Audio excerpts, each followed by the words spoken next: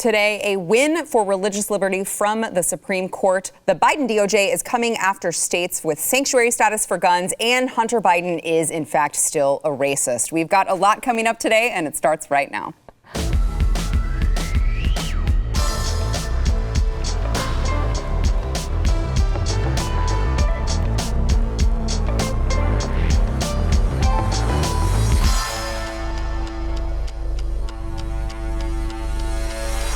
Welcome to the news and why it matters. I'm Sarah Gonzalez. We have got a full table today. We are joined by Eric July, BlazeTV contributor, also Amy Robbins, CEO of Alexo Athletica, and it's been a long time since we've had this guy. We've got Jeremy Dice back in the house, special counsel from First Liberty. We're so happy to have you, and you look so dashing with your new beard. Why, thank you. I was asking you if it was a COVID beard, and you Just said proof sort that of. I can grow hair above the neck?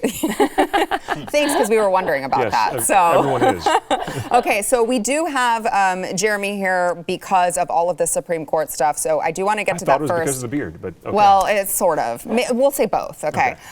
So I do want to get to that first, and there were a couple decisions that were can you say, is it handed down? Sure. I feel like I need to be on with you. What if I say the wrong thing? So it has been a weird, they're giving unanimous decisions lately. Tell me what you think of that before we get into these. Well, I think that's actually really fascinating. I'm glad you brought that up, because the left has been saying, we got to pack the court. Why? Right. Because these Trump-appointed justices are going to rule the wrong way. They're going to shove it. And yet the entire court agreed on this, and all of them, 2 Obama judges, a Clinton judge, they all agreed that this issue was so bad in Philadelphia that they had to rule it unconstitutional. And I'm glad they did. It's a great win for religious liberty, but it ought to give everybody pause to think, well, maybe we don't really need this court packing thing after all, because we don't. And you have to wonder if that was part of their consideration in ruling that way, because I don't see them ruling unanimously often. Well, actually, it's surprising that the unanimous vote is rather routine these days. Really, unanimous or 8-1, 7-2. That's pretty routine. Part of that is Chief Justice Roberts really wants to preserve the institution, so he gets a lot of collegiality around the board and all that kind of stuff. So I think at least that's the scuttlebutt. Yeah. And maybe that's why we have these kinds of collective broad rulings like that. Regardless, there is historical precedent for this too, right? There was the switch in time that saved 9, right? When FDR wanted to pack the court, the justices kind of switched their positions and saved the 9-member Supreme Court. So maybe that's having an influence. I don't like to think so, but bottom line is the court is getting along just fine. They're very collegial with one another. They're making unanimous rulings here. Maybe we can just back off this whole effort to pack the court. Yeah. Okay. So the case at hand, no pun intended, is a case of a Catholic foster care agency that refused to work with same-sex couples. So the Supreme Court ruled in favor of this Catholic foster care agency that they say they were targeted by Philadelphia authorities for refusing to consider same-sex couples as adoptive parents. The court ruled 9-0 that Philadelphia violated the First Amendment when it froze the contract of this foster care agency that refused to work with same-sex couples as potential foster parents, because the agency believes that marriage should be between a man and a woman. And I found this to be fascinating as well about this particular case, that the agency had actually never been approached by nor turned away a same-sex couple that was actually seeking to adopt. Yeah, no problems here at all. For 50 years, they've been contracting with the city of Philadelphia, and then all of a sudden, the city of Philadelphia decides that we have a higher orthodoxy that we want you to subscribe to. And keep in mind, it's not just 50 years. That's how long they've been contracting with the city of Philadelphia. There's been Catholics ministering to orphans since 1798 in Philadelphia. So this is not like a Johnny-come-lately situation. These are people who are informed by their religious beliefs to care for the orphans, care for foster children, and they've done a bang-up job of it there in the city of Philadelphia. But the city of Philadelphia said, you've got to agree to our principles of non-discrimination, or we are not going to tolerate you. And I mean, that's kind of funny, right? That you have to be tolerant, or we're not going to tolerate you. And that's exactly what happened. But the Supreme Court comes back and says, wait a minute. You have this little exception thing that you can unilaterally give out. You can exempt anybody from the requirements of this whole thing. And because you have that exemption there, then you are discriminating by not even considering the exemption for this religious organization. And that's how the court kicked the case out of the Supreme Court. That's what gave us a 9-0 ruling. Now, there's going to be more on this kind of thing in the future.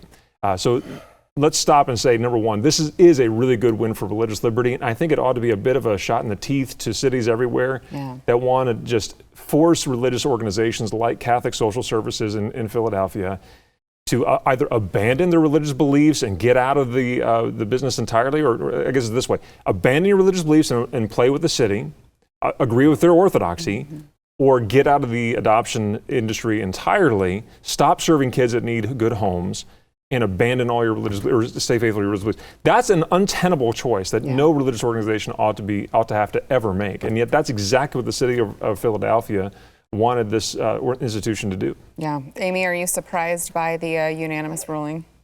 A little bit. I mean, I obviously do not have a background in law by any means. So when I'm reading through this, I'm really trying to digest and break down what the implications are. See, Amy's self-conscious too in front of him. I am. Right? I'm like, I don't want to say the wrong thing. He knows way more than me. No, I think when I look at stuff like this, I want to know what the implication is for religious freedom as a whole. You know, who can come under attack from this? Like, are churches subject to the local, state, and federal laws, or no, because they're not receiving federal funding? You know, this group was basically receiving money from the state. So again, because I don't know how the law necessarily works and all these things, I would think if they are receiving the money that they might have to play by the rules of the state. So when I read that, I was, a little surprised, and then hoping that this has broader implications for just religious freedoms as a whole, because we've been saying, I see coming down the pipeline, if we keep heading in this direction,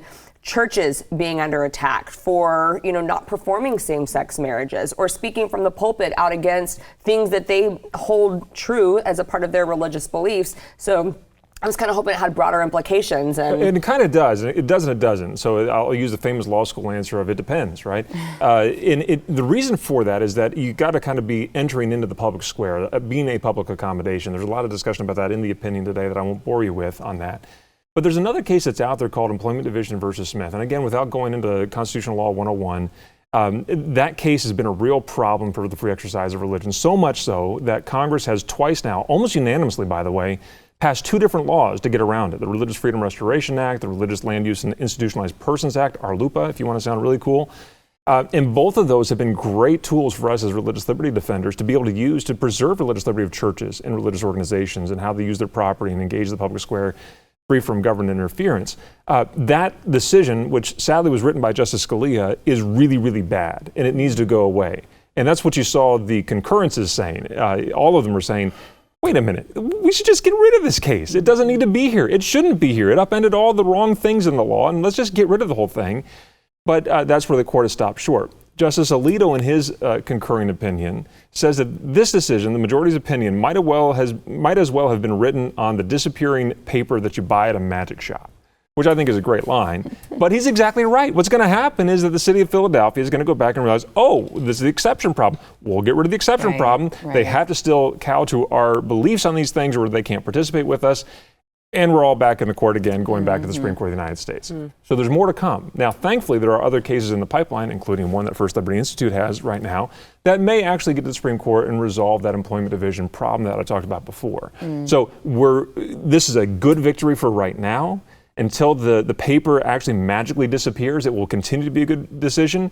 But eventually, there's going to have to be more to be done on that. And I'm excited to be able to do that. And there are other implications we can talk about too, but this is good. There's more to be done. Let's keep doing it. Yeah, Eric, are you where I'm at, where I was just like, I'm shocked to see the Supreme Court unanimously upholding the First Amendment?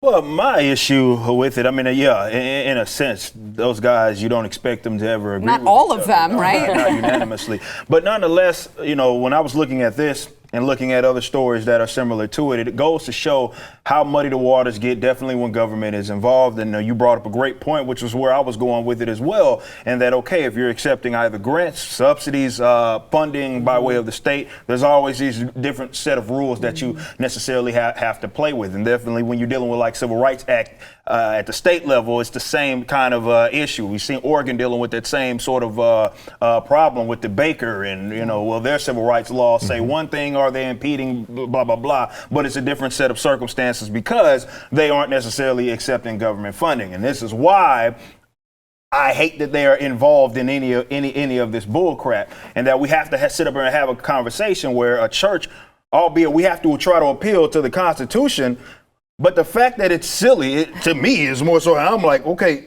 this is their property. This is how they want to deal with this. There shouldn't be any other conversation that's being had in that regard. That's where the buck stops.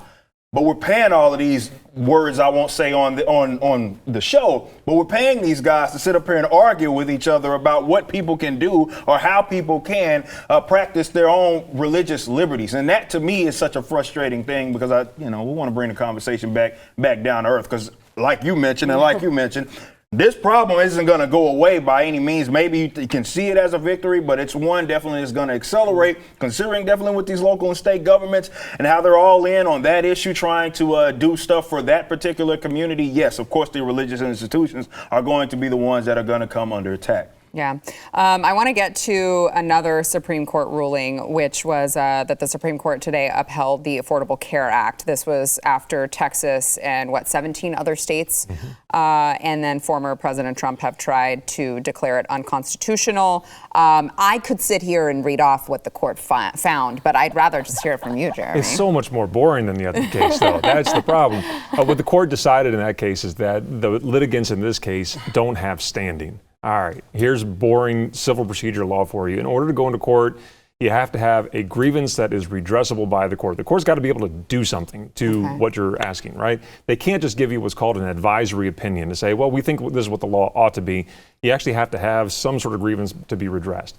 And what the court said is you don't have that. You've not been injured by this law yet. Maybe in the future you could be, but yet you haven't right now. And so there's nothing here for us to do, and we can't give you an advisory opinion. Bye-bye, go somewhere else and come back later if something changes. So what has to change for them to be able to Man, the whole ACA thing has gotten so weird and murky and big. Yeah. But I mean, who would have seen this coming several years ago, right? I mean, shocking that we're going to have this gigantic bloated government program that we can't figure out how to navigate or fund or whatever it is right now. And we'd have years of litigation, or can't even get rid of it all. And we'd have years and years of litigation of it all. I suspect that the Biden administration's response to this is going to be to try to do something to expand the idea of the ACA through the Green New Deal or whatever it might be, refund it, what the President Trump had unfunded or defunded or whatever you call it. It's just a big mess, and the Supreme Court said, we're not going to get involved in this right now. Come back later when you have something actually for us to do. Yeah, Amy, it's weird because I thought that the Affordable Care Act was going to solve all of the problems. So why would they then need to make some changes to it or add in some funding with the Green New Deal? Because I was told that it was like people were literally dying in the streets, and this was going to save them all. This was going to save the entire country. I know. Actually, what I think of when I look at this case, I'm like, you have lawyers. My attorney is very expensive, and when he goes to court, he is prepared and he is ready to go. You would think you have all of these high-paid attorneys that would have figured out it's not easy to get a case accepted by the Supreme Court. Hard. So you would think that they would have already had that figured out, that there is no standing prior to it getting the Supreme Court. And they have good arguments for it all. They just didn't buy them. Just not waste anybody's time. Get everyone's hopes up. Right. Eric, what are your thoughts? I mean, this is government. This is how it works. This is why it's so important to obviously stop it from happening when there is a new implementation of such a law that is definitely as expansive as this is, because give them an inch, of course, they're going to take the mile, and it's going to be more and more difficult to get rid of it. Like the old saying is, there's no such thing as a temporary government program. So, yeah, this is going to be a fight, and there's going to be all these silly conversations that are going to be had about something that should have never, ever, ever been a thing. And it sucks because it's obviously people's pockets that we're playing with. I know people want to signal to the people dying on the streets in the event that you get rid of it. I just, I don't want to be stolen from to pay for that. How about that? Nonetheless, this is where we're at. And, this is government 101. This is why you have to, it's so important. And with people that were even flaky on the whole ACA thing, including Republicans early on, like it's so important to remain most principled. You think a lot of people learned that after this past year with this whole COVID nonsense.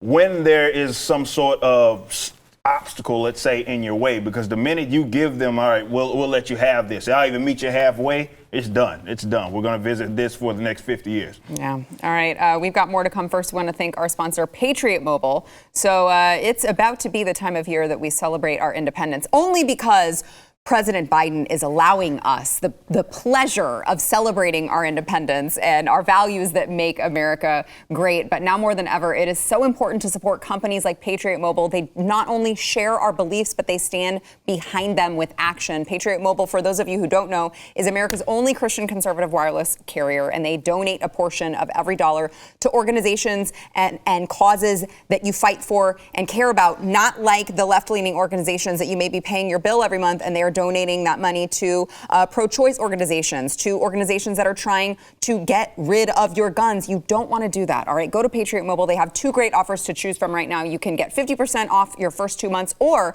$100 off any phone, whichever works for you. They both come with free Premier activation. You just got to go to patriotmobile.com/news for more details. They have the same nationwide coverage. They all use the same towers right now, all right? It's 2021. It's very easy. You got to go to patriotmobile.com/news. That is patriotmobile.com/news. All right, Jeremy, while we have you here, I know we are constantly talking about all of this vaccine headlines that are in the news that are, unvaccinated people have to sit in a different place than vaccinated people at, Yankee Stadium or whatever. And there's, not really a vaccine passport, but basically a vaccine verification system, but it's totally not a passport that they're talking about in California. And I know other places. There just seems to be this push for people to have to literally show papers to prove that they don't have to wear a mask, to prove that they can enter an establishment, to prove that they can buy a concert ticket at the regular price. And with all of this Supreme Court talk, I feel like we're headed for some sort of case to the Supreme Court to somehow settle this. And I just was wondering if you have any idea how that might go or what kind of I think we all ought to have our pocket constitution in our pocket and just pull it out like Ron Swanson every time. I can do what I want, right? This says I can do what I want. And a little bit that's true. But here's the difficulty we've had with all the COVID cases. And now the vaccine is going to be even worse on this because there's a case back in 1909 or something like that governs all of this. Mm-hmm. And it gives broad powers to the government to be able to take emergency powers and impose all the things we've been through in the last 15 or so months. Thankfully, the Supreme Court, without setting precedent, has actually now 5 different times, at least when it comes to religious liberty, say, you can't treat churches and religious people differently than everybody else. And you keep on doing that. And my favorite line was, I think Justice Gorsuch in the last one said, we've now said 5 times that you can't do this, as if you're not getting the message here, right. California, New York. You can't keep doing this kind of thing. Well, when it comes to the vaccines, this is going to be tough. So my bottom line answer is say this is going to have to be resolved politically and economically, meaning you're going to have to talk to your people in Congress and tell them you don't want this. You're going to have to talk to your businesses and say, I'm going to stop doing business here if you require this. Same with your employer. Because I think it's going to be very difficult for us to stop. We just did a case in Alabama where there's a young lady who's never been vaccinated for anything. She's never had, her family has a religious objection. Wait a second, she's alive? She's still never alive. Been vaccinated. She's alive? Know, right? Wow. It's crazy. And so she's a student at the University of Alabama, Birmingham, and she tries to re-register for the fall semester, and they require her now to have vaccines. And we're like, whoa, hold on a second. We spent a whole year without a vaccine in the middle of COVID. There wasn't any problem. Why now? Well, we think it's because there's a lot of institutions. 300 colleges have come out and saying you're going to require a vaccine before you can come back on campus. Well, I think they're probably trying to set that kind of thing out. Now, we represented her, pushed back on that and said, you got this all backwards and wrong, and she's going to go back to school without a problem because Alabama has a pretty good religious exemption for vaccines, but not every state has that. Now, every state could get that, and maybe we just start this kind of bidding war between Abbott and DeSantis, and we'll get that across the country again. I don't know, because that seemed to work real well with all the other COVID restrictions and having freedom be. But I guess that kind of Neanderthal thinking is going to get us off track at the end of the day. So who knows? It's going to be tough, but I say if you vote with your wallet and your feet, that will help.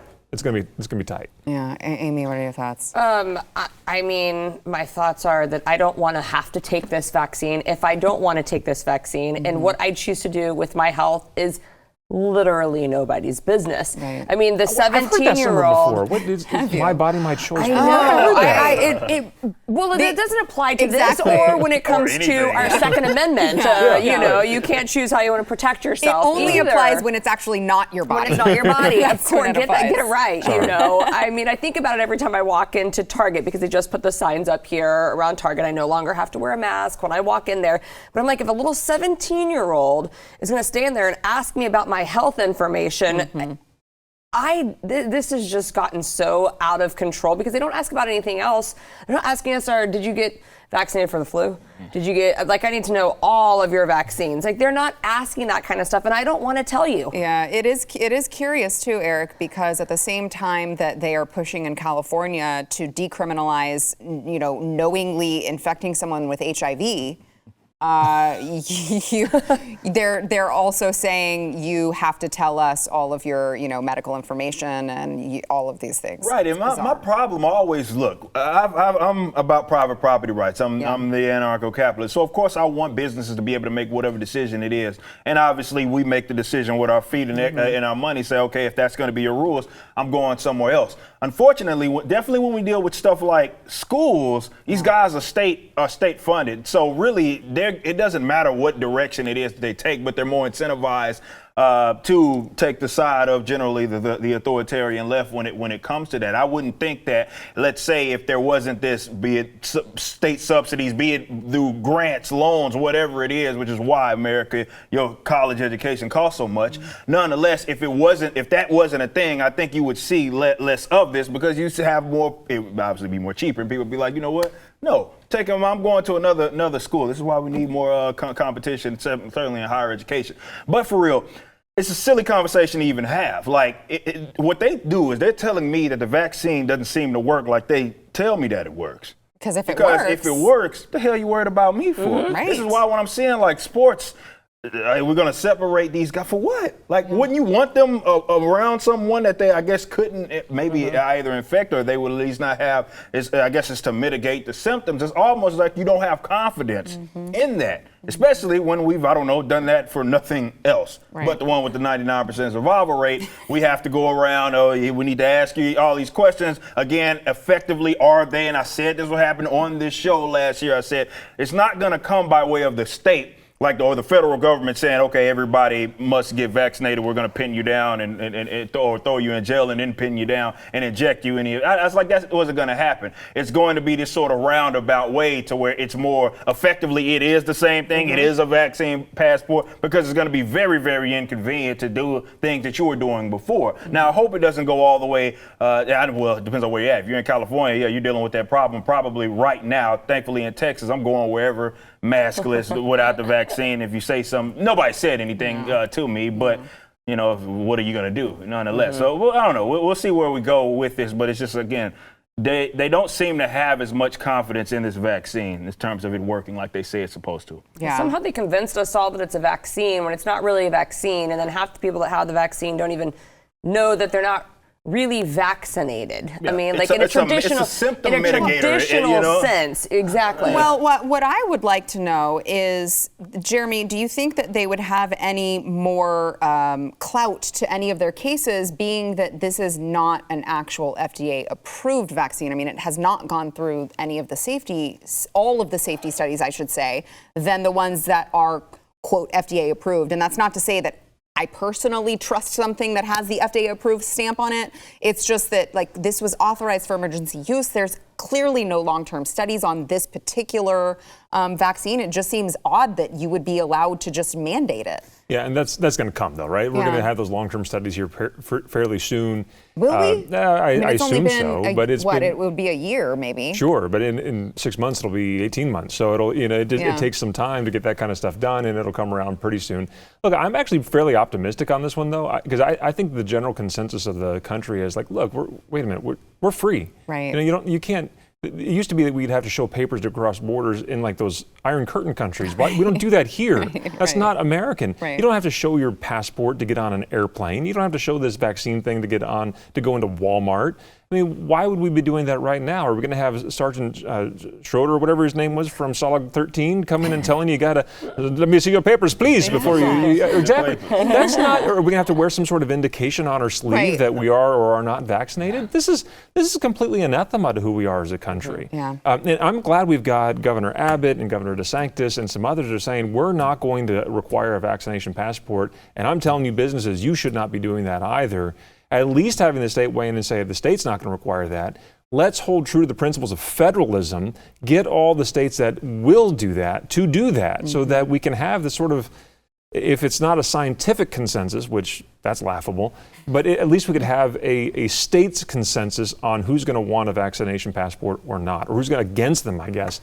That may end up being the thing that saves the whole country, almost like the Founding Fathers wanted it to be, right? The states having the authority and then, or the power to be able to control the local thing, you govern best at the local level. I'm going to get off on a lesson here. So well, actually, we may get you back on that whenever we come back, because coming up next, we're going to talk about the Biden DOJ that is upset that Missouri made itself a sanctuary from federal gun laws. You're not going to want to miss that. First, we want to thank our sponsor, Built Bar. So those of you who, especially those of you who are still working from home, first of all, get back to work. But second of all, when you're working from home, you keep wandering to the pantry, right? You're like, oh, I'm hungry again. No, you're not hungry. You're just bored. But you're going to go there. You're going to eat stuff you shouldn't. And then you turn around and it's 3 months later and you're like, where did this 10 pounds come from? I don't know. Don't do that. Stock your pantries with Built Bar, okay? Built Bar, it's a protein bar, but it tastes like a candy bar, so you feel like you're cheating on your diet, but you're actually not. Amy's over here nodding because I got her hooked on Built Bar. I got my birthday cake bars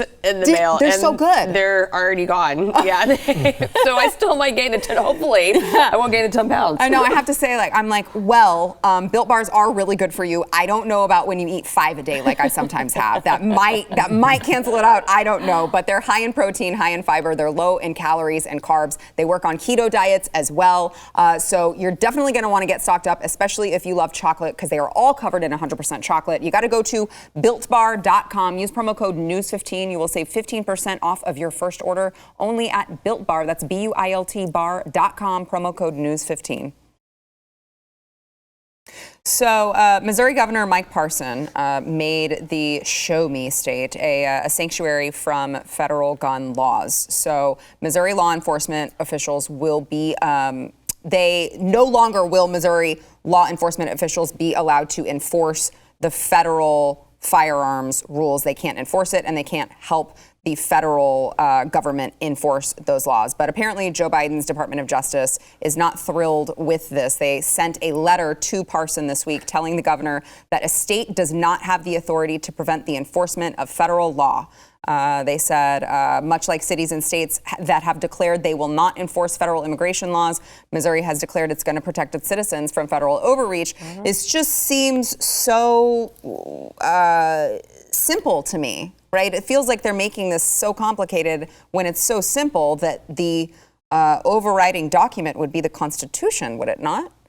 I mean, this is why decentralization, I say it every day on the show. It's actually incredible how you tie everything to it's funny, like, because everything ties into it, right? It's like, why is there these, again, I got to watch my language on this show, but why is it that there's these folks out there, be it in Washington, that get to rule over 300-something million people over something as simple as, again, gun rights? Yeah. That's silly. Yeah. It's a silly conversation. That should freak people out that of course, the federal government wants to come in, be it Biden or whoever, is like, no, you will help us out when we do want to use aggression upon peaceful people for not owning a weapon in the way that you say that we should be able to do. That's a scary thing. But this is why it's things like that. Definitely when someone else like the Bidens of the world get in positions of power that you don't like them, you don't want them to be able to rule as such. This is why decentralization should be moving on the top of the list of people that claim to value liberty. It's the centralization that, of course, is the problem, because we all feel the brunt of it. That doesn't mean that you won't have instances like the Californians who, why would you want to live there? Of course, but at least that's way easier to navigate. And even those folks out there in California, Is it more easier for them to fight the government of California than it is the federal government? Of course. Yeah. Of course it is. So this is why decentralization is another example of it and why it should move to the top of the list. As far as I'm concerned, I think you're useless in terms of actually advocating or moving the world closer towards liberty if it's not at the top of your list. It is interesting, Amy, because in the letter that was sent to Parson, it said that the new law threatens to disrupt the working relationship between federal and local authorities. The public safety of the people of the United States and citizens of Missouri is paramount. But I'm wondering why they don't take this stance when states and cities declare themselves sanctuary cities for like immigration. Well, of course not. That would also be the same. You could make the exact same argument, could you not? Well, you could, and I think this is so funny that too logical. Grandpa Biden's going to send you a letter if you don't abide by his laws. No one is scared of this. What is happening? And I'm optimistic. Not excited yet because, and you could dive into the law part of this. You're right. It doesn't actually hold any authority necessarily when it comes to the federal laws, but what it does do, there's 1,200 jurisdictions in 42 states across the country that are sending a very strong, powerful message back to Washington saying, we are not going to deploy our state resources to enforce this. We are not going to be spending money to have, and what we're talking about here is rules such as bans on extended magazine capacities and bans on AR-15s. States are saying, we're not going to spend our money to send our law enforcement officers out to each of the people's houses in our states who don't want to turn in their firearms. Yeah. And it's sending a strong message, or else Biden wouldn't be out there writing letters to everybody, getting all upset about this. So I'm excited to the point of, I think it sends the message, but how much authority, can your U.S. Attorney General still do something there, like in your state to enforce it? They can, but if these states are saying you're not going to get our money to do it, then find another way to fund it. Yeah, Jeremy. Look, I think there are a lot of people in this country, we got to remember, that see the federal government say that, like, oh, okay. It's almost like saying, plants crave electrolytes. Brawndo has electrolytes. I mean, it's just kind of the world in which we're living in right now. But you're right to say that this governor and others like him are right to put this message out there. Say, look, if you want to enforce federal laws, you go ahead. But I'm not giving you my state troopers. I'm not going to give you an office down the hall. You're going to have to go and figure out this on your own, because I see the First Amendment, or the Second Amendment, going this direction, and you're reading it completely opposite of that. So don't bring me into your mess over here. I've at least gotten my law degree at Costco, to continue the theme of the show, of the movie. But I can read the Constitution and what it says. We all ought to be able to do that. Sadly, too many Americans are just saying, well, plants crave electrolytes. I'll just follow that guy over there. Yeah, I feel like shall not be infringed is it's pretty, like I said, pretty clear. It's pretty basic. You don't really need, your law degree is very, very valuable, but I don't need a law degree to understand what that says. Well, that makes me feel good that you said that. I appreciate that. And just the one part. We're talking about hundreds of millions of gun owners who aren't all Republicans here. We had 8 million new gun owners just in 2021 or 2020 alone. And so you're talking about people that are really divided politically here. Probably people in blue states who are having their governors release people from the jails and all of that. We're seeing riots increase, or their police defunded. You're starting to see this increase in gun ownership, and so it's gonna take a lot more help, than just the federal government that I think can control any of that. So at the end of the day, let's have them keep on doing the crazy talk from now until about 2022 or so, and that should be good, right? Keep on talking about how we don't need to fund the police, and we need to take away everybody's weapons, and we need to talk about Catholic services, making sure that they agree with the non-discrimination laws, and you're bigoted people for not doing all that. Hey, push that stuff out there. We need more of that stuff the next couple of years here, at least until 2022. Yeah, I totally agree. All right, when we come back, Hunter Biden is being criticized, not on mainstream media, but for the people who are actually following the real stories, for more racial slurs. We'll get to that when we come back. So yesterday, they played this.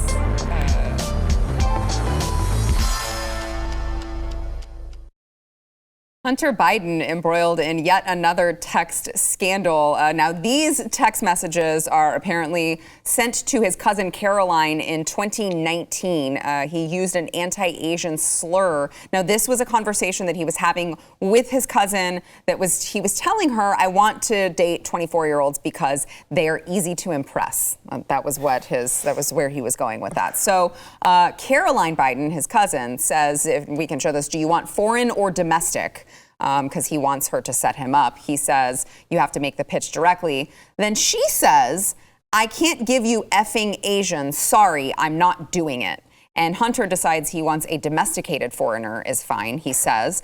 And then they go on, and he says, no yellow is what he says in these text messages, obviously responding to her saying, I can't give you Asian. Sorry. Pretty disgusting rhetoric from the son of the president. And I mean, I guess it should come as no shock that he would be speaking in such horrible, using such horrible language. We saw before, what was it, last week when we talked about him using the N-word. Now we see he's using these anti-Asian slurs. I mean, he did have quite a role model growing up, Eric. Man, this guy's on a roll. Look, I'm of the opinion that, this is how this guy talks. Just regularly, obviously. 100%. Definitely when you saw just how easily he was throwing that N-word out there. To his white lawyer. Yeah, that dude uses that like daily, man. Yeah. And I know the conversation is supposed to be, well, these guys are not going to cover it. The mainstream media is going to kind of stay away from it. And yeah, they are, of course. We talked about it off air. His brand is being elevated. Yeah. What is he selling? Paintings for like 500. He's selling some sort of some art or some crazy for some insane amount of money. And I've seen that in the headlines. This not as much. Only people that are generally on the opposite side. So this is interesting. It's certainly interesting to me. I mean, the conversation in itself was a little bizarre, that he was 49 at this point, by the way, when he was saying that he wanted a 24-year-old to date. Look, and this is his cousin, female cousin. Look, man, people have what they're into, and it is what it is. But man, it's legal, like us. What else am I supposed to say in that regard? But don't expect the more mainstream guys to really dwell on sort of the rhetoric that we have now. Multiple examples of him using it to refer to people that are.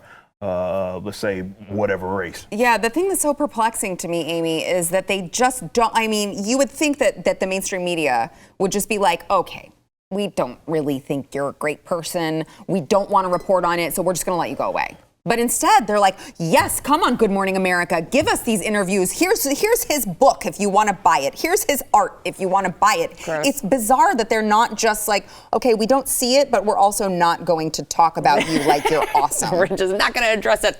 Yeah. First off, Hunter Biden gives me the creeps. Oh, he's gross. He's gross. This language is gross. What he says is disgusting. I'm just repulsed at his attitude towards other human beings. But he has, what all Democrats have, which is liberal privilege. Mm-hmm. So you can be a racist as long as you're a Democrat. Mm-hmm. It's totally okay. We know that. I mean, that is not new news here, right. But reading stuff like this just continues to emphasize to me just how hypocritical these people are, and it needs to be shared. You have to keep sharing it on these platforms because we know, like you said, it's never going to be talked about. They won't even skim over it and give him an opportunity to address it on any of these other shows. We're just going to, like you said, completely ignore it. And we'll talk about your paintings. Yeah, it's bizarre, Jeremy. It is bizarre. I could barely have anything else to add. I don't want us to lose our anger over this kind of stuff. That is not how you should talk. If you're a young man, don't ever talk like that. Ever. Your mama should slap you for that kind of stuff. My mama would. And mamas, you should slap your kids if they talk like that. Stop that. This is bad. Don't treat women like this. You're talking about trading people like they're commodities. That happened before in history. It was bad. It's wrong. It's immoral. It should be illegal, for Pete's sake. Good grief. Grow up, man. You're 49 years old.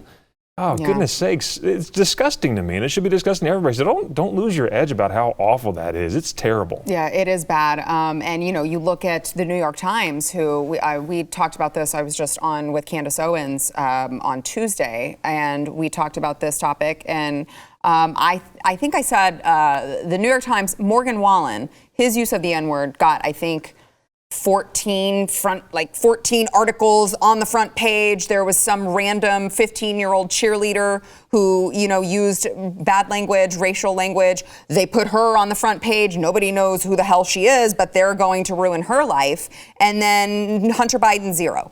Have we run out of Dial soap to stick in their mouth? I mean, goodness gracious. Apparently. All right, let's get to this really quickly because we have a couple minutes left. So Victoria's Secret, they are replacing their Victoria's Secret angels. They will be no more, okay? I'm sorry, men around the world are very, very upset because they have decided to go woke instead, and they will now feature the VS Collective that has women famous for their achievements and not their proportions, including Megan Rapinoe. So yes, I definitely want to see what she looks like in a bra.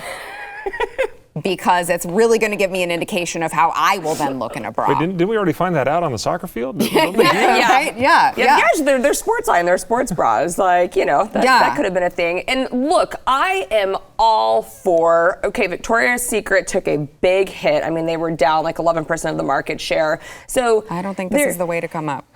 Okay, but I am all about celebrating women for their accomplishments. Absolutely. I think that is a fantastic idea. I think that's great. I think they have to shake some things up. I loved the Victoria's Secret fashion show, though. I'm just going to throw that out there. And I loved being able to say, you know what? Gosh, maybe if I put that on, I could look like that, or I need to go work out a little bit more or something. So, I understand what they're doing and I'm good with it, but they should have added to that list too, as long as you align with us politically.